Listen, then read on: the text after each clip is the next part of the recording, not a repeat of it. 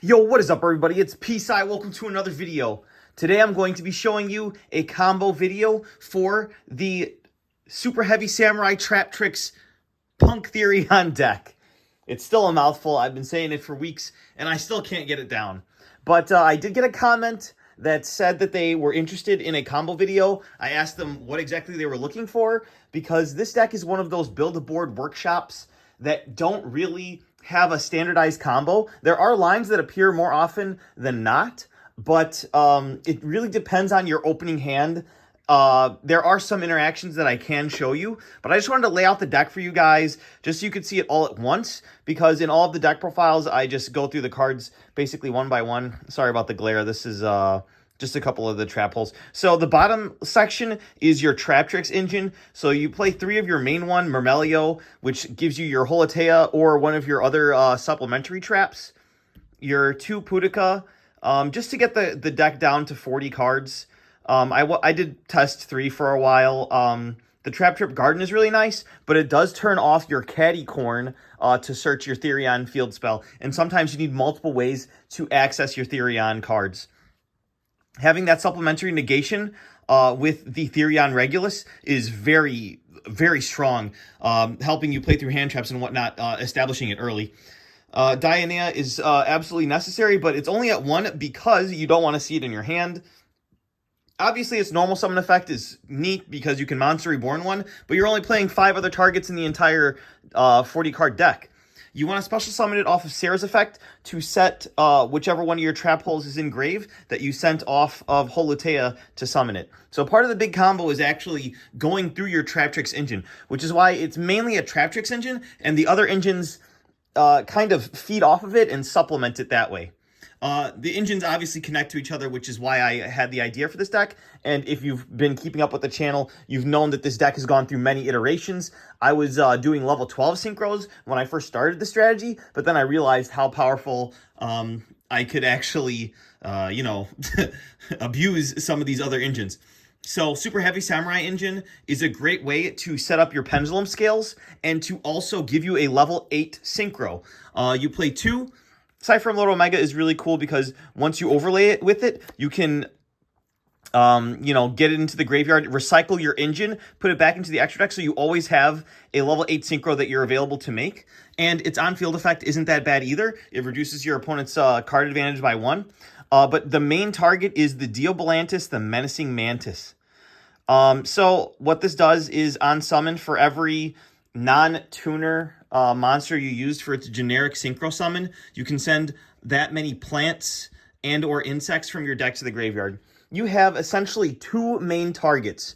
Gokipole, which when sent to the graveyard, you can activate its effect to search your deck for any level 4 insect earth monster. Or no, not even earth, sorry. Any level 4 insect monster. In one of the previous iterations, I was using this to search Dragonbite, the only level 4 insect tuner in the game. And I was using that to make, Crimson Dragon, and then Synchro Rumble to reborn it, sync off with another level 8 to, lock your opponent out of the game. But that didn't work out, which is why I went to this version. Your other target is Lilyboria. I used to play 2 of this in the last iteration for the last deck profile that you guys saw, but I did end up cutting the Lone Fire Blossom, one of the Lilyborias, one of the Therion Disc Coliseums, and one of the Endless Engine Argeo system. But yeah, this deck has gone through at least 6 or 7 iterations where I've actually changed it and taken it to tournaments and tested it. But yeah, this is probably the final version. So the Superheavy Samurai engine gives you those scales, and it also the pendulum scale, so you can pendulum summon, which comes up a lot. But it also gives you that level 8 synchro, which can give you your Traptrix package. Because if you're not having to dump your Lilyboria, you're dumping your Gokipole, which searches your level 4 insect target, your Traptrix Mermelio. It's very important to play 3 of this. I know I said this was going to be a combo video, but it's turning into an explanation video. Really quick, the Punk package just allows you to get 2 level 8 bodies on board to go into your gigantic champion Sargus, which gets you into your Therion engine. Just emergency teleport by itself is the Therion package, but it also makes a level 8 synchro while you're getting there, which means you get access to your Traptrix package as well, which is really nice. That's just where the intricacies of the deck really shine. It's very consistent in getting to your Traptrix engine because you have tons of ways to make Diobalantis the Menacing Mantis, which is why I do not feel bad playing 3 Parallel Exceed. You're like, there's only 6 Traptrix monsters in the deck. Like, why are you playing 3 of this card that's potentially a brick? But really, it's not, because you are so consistently getting to Sarah that you're always summoning your Parallel Exceed if you draw it. If you mill it off of the Zombie Vampire, it becomes another level 8 body that you can use to either make Baron or make your Gigantic Champion Sargus. Another really cool thing about the Super Heavy Samurai package is that your motorbike, if you do happen to draw it with another copy of anything in your Super Heavy Samurai package, you can actually pendulum summon this out and synchro with one of your level 8s to make Baron de Fleur, which is one of the main ways that you make Baron de Fleur in this deck. And then finally, the Therion package is super bread and butter. It's literally just 6 cards in the main deck and then the Gigantic Champion Sargus. Yeah. But the Therion Disc Coliseum is like one of the most broken field spells, and it protects your Apollosa, it protects your SP Little Knight, it protects your Draco Future, which you end on super consistently. But yeah, I've rambled on for 6.5 minutes, so I guess I will show you a combo. I'm going to go Myrmelio, and then any trap card. Let's do Holotea because it's a 3 of. Also, this combo would work as well if you opened the Punk package instead of the Myrmelio, or you opened the Super Heavy Samurai package instead of the Myrmelio. I think that's what I'm going to do for you guys. I'm going to actually show you the different iterations and what the different engines can do for the deck. I'll do Super Heavy Samurai and the what's it called? And the Punk package in separate combos. So, first off, you start your turn by normal summoning Traptrix Myrmelio. This will activate the effect to search a whole trap card from your deck. You're going to go ahead and grab Floodgate Trap Hole. I will explain why you're grabbing Floodgate Trap Hole, but I feel that it's the best against the Snake Eye Fire King matchup, or pure Snake Eyes, or the Snake Eyes Fire King matchup for that matter. Because this not only deals with the Diabellstar, so they can't use it as link material, or for any of their effects to send, but it also destroys the spell and trap. But I'll mention that at the end of the combo. So then you're gonna link this off to make your Traptrix Sarah. Parallel Exceed here would be really nice, but unfortunately we didn't draw it. So what you're gonna do is you're gonna set your Traptrix Holotea, then you're going to immediately activate it. Because you can activate it the turn it was set by sending a normal trap from your graveyard. There's also some synergy with Holotea. If you do have access to your not Traptrix, your Therion engine, you can actually utilize Lilyboria to search your Therion Cross, the normal trap, which can turn on your Holotea. I've done that several times. You don't get to set anything back off from the graveyard with Dionea, but you get to combo, which is insane. So from here, you're going to special summon your Traptrix Holotea. Since you activated a normal trap, Sarah is going to trigger to summon from your deck. This is where you summon your one copy of Traptrix Dionea. If you did not, if you drew your Dionea, then you're just going to summon another copy of Myrmelio for it to trigger its mandatory effect on field. It's important that you can trigger Sarah here because this gives you some more layers of interaction. Usually when I summon Dionea, I'll trigger to set whatever trap hole, and then I'll use it to set the Floodgate Trap Hole if I don't already have it. But if I do already have it, then my next choice is the Traptrix Trap Hole Nightmare. Because in various combos, you can end on Traptrix Rafflesia. So you're going to want your Gravedigger's Trap Hole in your deck. And my other choice is the one that can destroy. I really like that one. So now, off of 2 cards, you've got this board. In some of the old combos, we would have a third body, and we would overlay these for the level 4 Rika monster, you can detach and add a plant from your graveyard, and when it's used as a tribute, you can special summon from your extra deck. I tried that temporarily, but I didn't have enough space in my extra deck. So what I decided to do is just go the regular Jasmine route without using that. So we're going to link 2 for Aromatherapy Jasmine.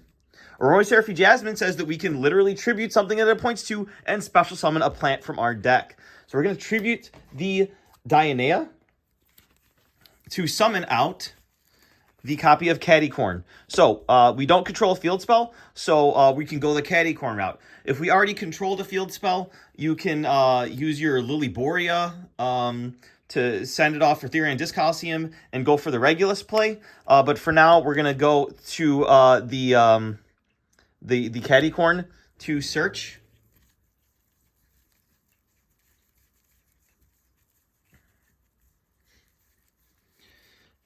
So with Cattycorn, we're going to grab our Therion Disc Coliseum. This will give us access to our trap card. So it plays around, you know, people that can, you know, like Dark Rule your board, Super Poly your board, or essentially just Lava Golem your board, Dark Ruler, just anything that can deal with your monster negates. By going this route, you're just adding the trap off of the Lilyboria, and it's a little bit more robust to that. But once you have other bodies on board, you'll see that it's way more useful because you not only get to have like a huge monster board, but you also get a bunch of back row as well. So you're just going to activate your Therion Disc Coliseum. You can add your Lilyboria. At this point, you do have plants in your graveyard. You can equip any one of them, usually just Sarah or Dionea. You can use Lilyboria's effect, send it off to search for your trap card, the Therion Cross. You do need to control a Therion monster for this. So if you want to utilize that, you can have this on the field, and you can just link off these 2 for your copy of SP Little Knight. So you end on an SP, which is protected by Disc Coliseum, in addition with your 3 back row, supported by your Lilyboria. This is susceptible to Lava Golem, but it's not susceptible to Super Poly or anything like that, and you don't really care about Dark Ruler when you make this board. Another thing, though, I usually do this in draw phase because of the play that I was talking about. You can banish the Holotea from your graveyard to special summon Sarah. If this play is not something that you want to do, you also have the option to summon Myrmelio to quick effect pop a spell and trap. But the reason why I do this, and the reason why I think that Floodgate Trap Hole is very important, you activate this on Diabellstar Summon. So Diabellstar will resolve after it's flipped face down, and they will set their spell or trap, the one that summons from the deck, the original Sinful Spoils. But on resolution of that, before they have an opportunity to activate it, Sarah will trigger, since your normal trap was activated, to special summon another copy of your Traptrix Myrmelio. Myrmelio here is going to destroy that set copy of original Sinful Spoils. Then Sarah gets to trigger once again, giving you follow-up. You can have either a level 4 body in the form of Holotea next turn, or you can set your Terrifying Trap Hole or Grave Diggers if you really want to, which is really nice. But we didn't have enough bodies with that combo. So we're already at 13 minutes and 30 seconds. I'm going to show you what we can do with the Super Heavy Samurai package instead. And it really just depends on your hands. I should be doing test hands. I might do another video where I just do test hands if you guys are interested. But so instead of Myrmelio, we're just going to have the Holotea and then the Motorbike. Obviously, if you have more cards in your hand, it's going to be a lot crazier. Certain hands also lose to Droll. Certain hands don't care about Droll. This one is going to care about Droll because you only have 2 cards in hand. You're going to start off by Motorbike pitching to add your copy of Wakaushi. You're going to activate Wakaushi's effect to scale Monk Big Benkai and special summon itself. From here, you're going to use Monk to search for your Soul Gaia Booster. Soul Gaia Booster can equip from your hand to Wakaushi, then use its effect to special summon it since you don't have any spells and traps in your graveyard. You can conduct a Synchro Summon here for your Diabolantis, the Menacing Mantis. From there, you get to activate Mantis's effect to dump your Goki Pull. Goki Pull from here will add your Traptrix Myrmelio. and you're back where you started. Now, something very important that I've never forgotten before, but for some reason I forgot now. Chainlink 1 is Diabolantis, the Menacing Mantis, and Chainlink 2 is your Wakaushi in the extra deck. So that actually chain blocks from cards like Ash Blossom and Joyous Spring that can interact with your Diabolantis, the Menacing Mantis, because this is Chainlink 2 to scale itself. So this is actually in your scale, guys. Sorry about that. So you have an 8 scale and a 1 scale. And then now you have your full combo. So I'm just going to speed through this portion. Myrmelio can get you Floodgate. You can link off into your Sarah. Then you can set your Holotea, activate it to special summon, sending that, which summons your Dionea from deck, triggering Sarah. Then your Dionea will set your Floodgate Trap Hole, which triggers Sarah again to set another trap from your deck. So you could just set your Traptrix Trap Hole Nightmare. And now from here, you notice that we have an extra body. So what we can do is link off into Aromatherapy Jasmine. Then Jasmine can actually tribute the Diabolantis, the Menacing Mantis, to summon Cattycorn. From here, you can go ahead and add your Therion Disc Coliseum off your Cattycorn. So that's in your hand. But now we have access to our rank 8 pool, because you do play the copy of Spriggan's Merrymaker, which lets you go directly into your Gigantic Champion Sargus. Now that you have your Gigantic Champion Sargus out in the field, you can use its effect to search once again for any trapped or Therion monster. So you could either go for Lilyboria here, most likely Lilyboria, because you want to ensure your next play. Lilyboria can target any one of your plants in your graveyard. You got a couple. Let's just target Sarah, special summon it. From here, we can send Sarah to get the trap card that we were talking about. So now we have Therion Disc Coliseum and Therion Cross. There's 2 routes that you can go here. You can go Apollosa here for 3 materials, protected by Therion Disc Coliseum. Therion Disc Coliseum is going to search Regulus, so you get your Regulus on board, and that's really cool. Or I'll show you the other version where we go for the Draco future. So we're going to activate Disc Coliseum, and this is going to give us our Empress to our hand. Oops, kicked the camera. Now, once Empress is in hand, we're going to be able to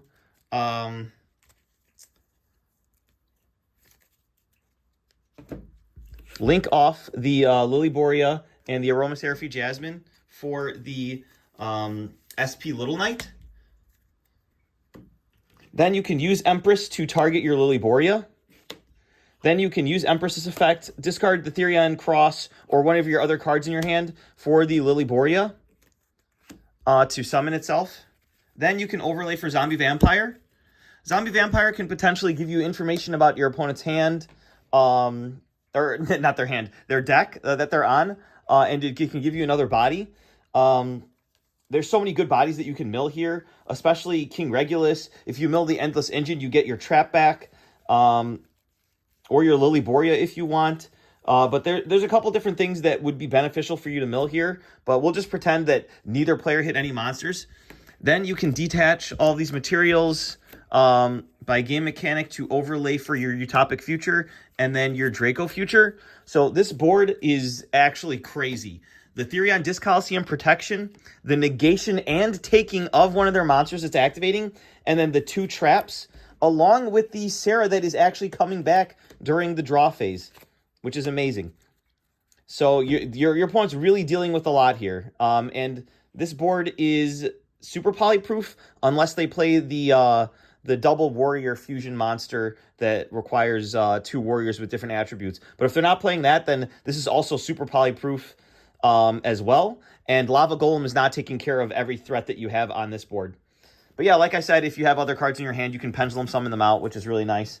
But yeah, I mean, that's the combo.